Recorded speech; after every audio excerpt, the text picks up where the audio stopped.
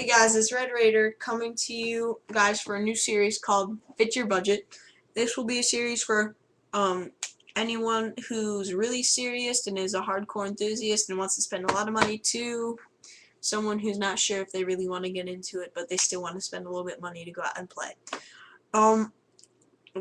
There's going to be 4 categories I cover each episode, and at max there will be 2 items a category: primary weapons, secondary weapons, tactical gear, and utilities, grenades, mines, grenade launchers, stuff like that. So let's get into it now. This will be the $150 range for the 4 categories I just mentioned, and some of it is a little pricey considering it's $150 for, let's say, a vest. It's not going to be, but it's going to be a little bit more pricey than people expect. So let's get into it.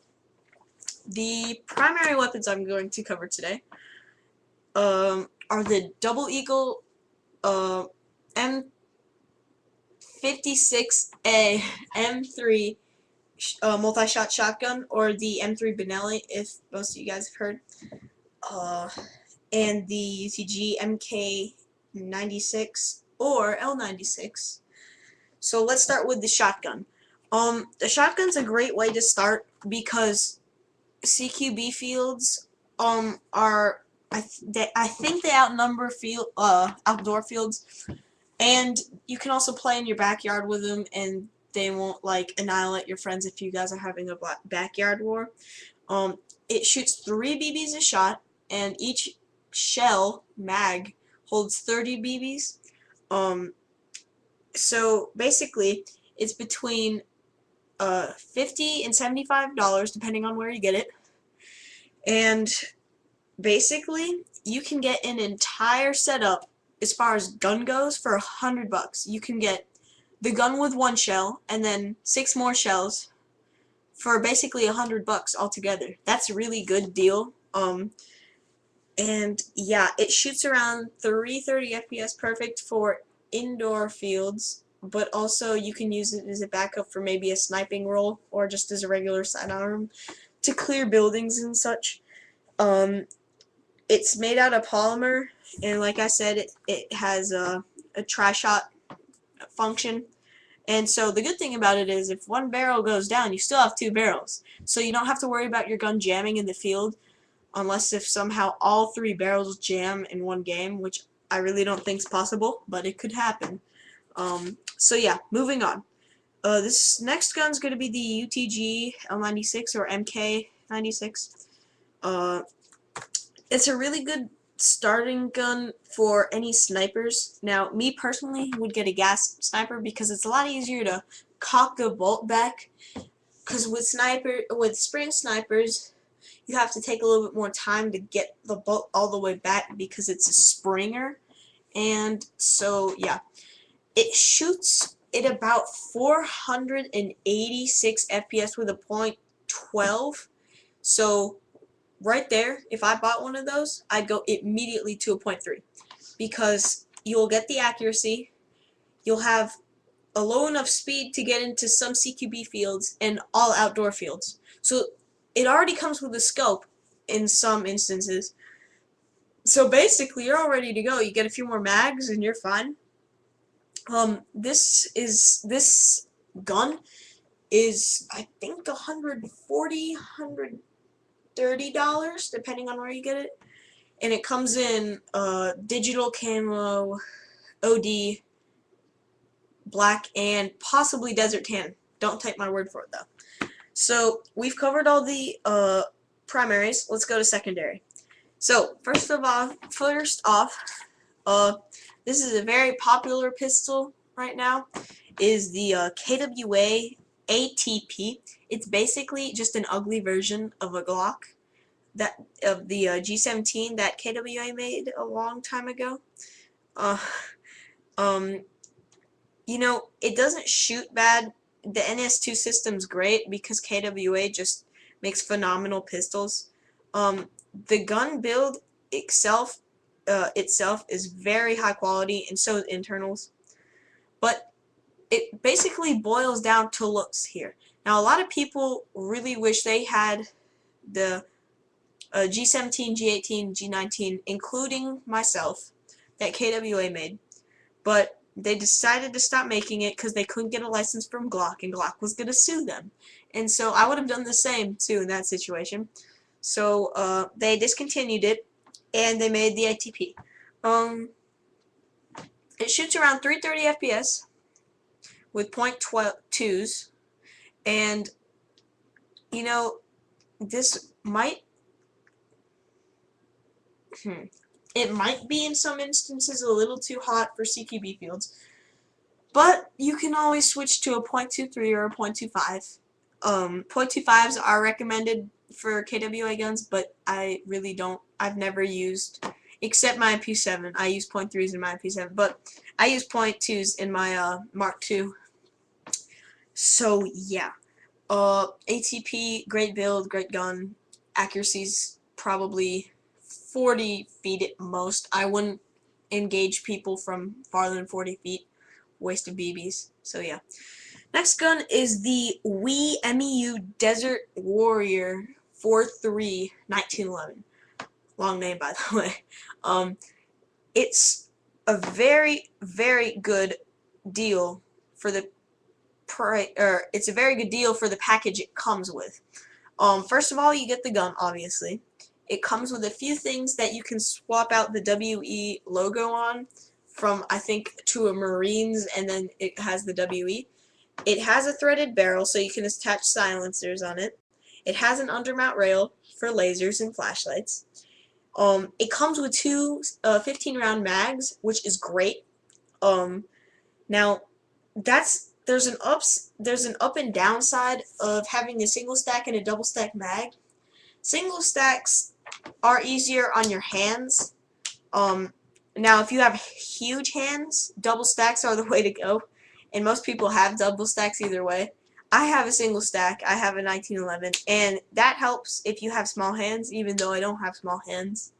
But you know, it's kind of I wish I had the same gun, only a double stack, but you know, one could only dream. So yeah.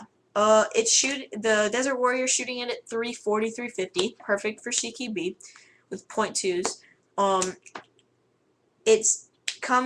The Desert Warrior is a tan gun, and it comes in 3.8, 4.3, and 5.1, just like the high kappas that WE makes. I really appreciate WE's effort to make a small and a really big pistol, depending on what your needs are. Because when you're playing CQB, you want a tight, compact gun, but I would go with the 4.3. I have a 5.1 right now. I love it, but I'd still like a tiny bit less largeness. That's kind of an oxymoron because the pistol's like that big. But anyway, so yeah. Moving on to tactical gear, it's a Diamond Tactical 600P vest. I don't know what the exact name of it is, so I'm going to put the link in this description down below. There, where the comment section is. So I'd appreciate it if you gave a comment, liked, or subscribed. So back to the review / I don't know. It's $80, and it comes with some dummy plates, I'm pretty sure. So, I mean, you can take them out if you want, but if you, plan to be getting lit up by light machine guns for a substantial amount of time, I really would take the plates out if that was me. Just because, one, it adds a little bit of weight, but not too much, because I'm pretty sure they're plastic. But, anyway. The vest comes with 2x2 M4 mag pouches. They can also fit M14s and whatever can fit in an M4 pouch. Very big, very handy. I'm getting the same kind of vest as this, only it's going to be like a heavier vest. It's going to have 6 mag pouches, and that's going to be $100. The reason why I'm not using that is the fits your budget series thing is because it is I have no idea who makes it. I don't, so yeah. Anyway, so yeah, it has 2 M4 mag pouches, a radio pouch, a utilities pouch, and an admin pouch with a pistol magazine. So you can run pretty light. It stays pretty tight to your body. It's not one of those like chest rigs where it comes up to here on you. So yeah, that would be my rig of choice. Last but not least, utilities. I'm gonna go with the Airsoft Innovations Tornado Grenade. I'm a sucker for tornado grenades because I like reusable things, because I don't like spending extra money I don't need on grenades, because the reusable, like, or the non-reusable, like, flash grenades that explode and go everywhere and stuff, I just do not like, because you can't use them again. But yeah, it holds 100 BBs, and therefore it costs $100. Just kidding. The reason why it's $100 is because it's reusable and the quality it has. It is by far one of the best grenades on the market. Actually, I think it is the best grenade on the market. Leave a comment down below if you think there's a better one, because I'd like to check it out. It's gas powered. It's just great. There's 2 versions, impact and timed. So impact, self-explanatory, when it hits something it explodes, which can be a problem if you want to lob it over something, because if you miss, it explodes when it hits the wall. So that could be a problem. But anyway, moving on to the last one is the Claymore. Any kind of Claymore you can get for airsoft is pretty much amazing. The one I would buy is the one that is laser sensitive, flashlight sensitive, or human sensitive. I mean, it's pretty self-explanatory. You open it, there's a trampoline, basically you cock open and put the BBs in it, and then cock it back down and take the firing pin out and put it down. The only problem with these Claymores is they can be a pain in the butt when someone's on your team and they just happen to run by it and it explodes and kills them, and they get so mad at you because you friendly fired them and you're like, man, I didn't mean to, and stuff like that. That happens quite frequently, and it actually happened to me today when I went airsofting. I had a blast. It was great. So yeah.